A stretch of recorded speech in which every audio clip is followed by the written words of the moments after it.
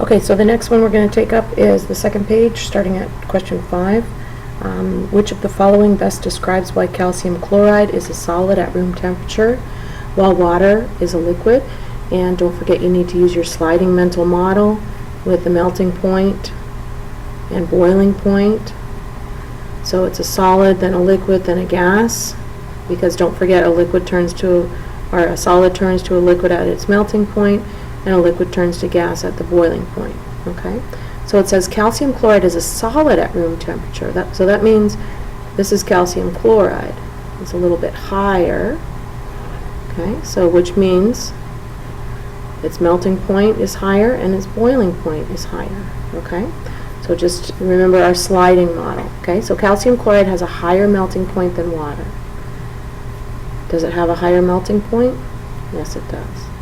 Water has a higher melting point? No, it does not. Calcium chloride is insoluble in water. You cannot tell this from that information. Calcium chloride conducts electricity. You can't tell that from this information. So A is the answer in that one. Okay, the subatomic particles whose activity mainly determines the charge on an atom are, don't forget, when you get an atomic charge, you either gain electrons, so you add electrons, or take away electrons. Okay, it's called gain or lose electrons. So that means electrons are responsible for that. Okay, a charged atom is an ion, but ions are not responsible for the charge. Don't forget, neutrons are those guys that just sit around inside the nucleus, and isotopes have to do with adding or changing the number of neutrons. Okay, Madison brings chocolate chips to school every day to have as a snack while she's waiting for her bus. One day, it was exceptionally hot, and she left her lunchbox on the playground after lunch. When she picked it up after recess, she put it in her backpack until the end of school. When it was time to line up at the bus stop, she opened her bag of chocolate chips. They were no longer chips, but a large clump in the bottom of the bag.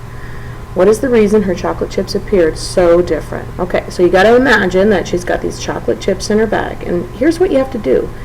Create a little drawing to help you. So she left them outside.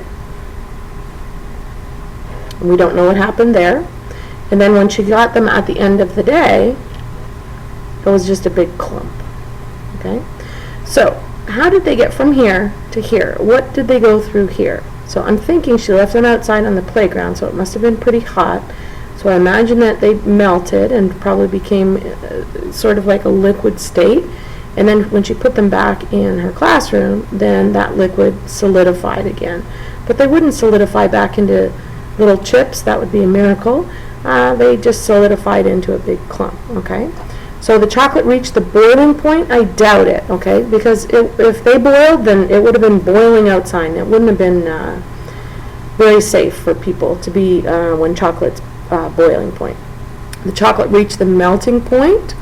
Okay, I'm sure that they did meet the melting point, and then warmed up. Well, if they warmed up, then they would still be in that liquid stage. They wouldn't have gotten to the solid stage again. The chocolate warmed to the melting point. Okay, that makes sense. It became a liquid, and then cooled, and that would explain the clump at the end. The chocolate reached the boiling point and then turned back to a solid. I doubt it reached the boiling point, okay, because that means the chocolate would have to be boiling in here, which is probably not going to happen, okay? So don't forget, use your process of elimination and work through the problems logically. Okay, Lily and Haley were conducting an experiment. There were 2 liquids on the table. When they combined the 2 liquids, they noticed a number of things happening. Okay, so they take these 2 liquids and they pour them into a container. Okay? The volume of the substance increased. Well, obviously, if you put 2 amounts into one container, you're going to increase the volume, so that makes sense. A precipitate formed. Okay, so that means big chunky things. If you think about our copper sulfate, the blue liquid, when we put the stuff in, it got chunky stuff in it. Gas bubbles arose on the surface, okay?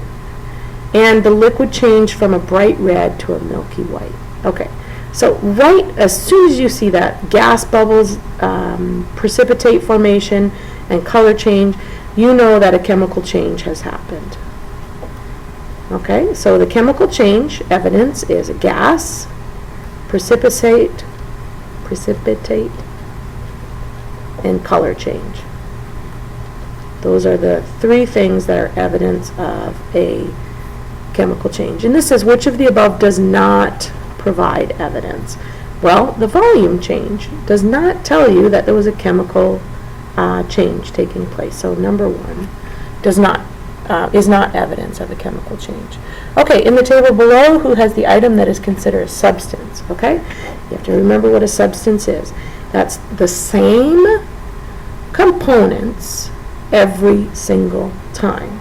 Okay, substance is the same components. And substances can be elements or compounds. Okay, and elements are all those guys on the periodic table, like oxygen, hydrogen, helium, magnesium. All of those are elements, so those are substances. And compounds are just combinations of elements. Okay, so, but what we have to remember is that elements can have more than one of its own thing. So oxygen is usually found in pairs.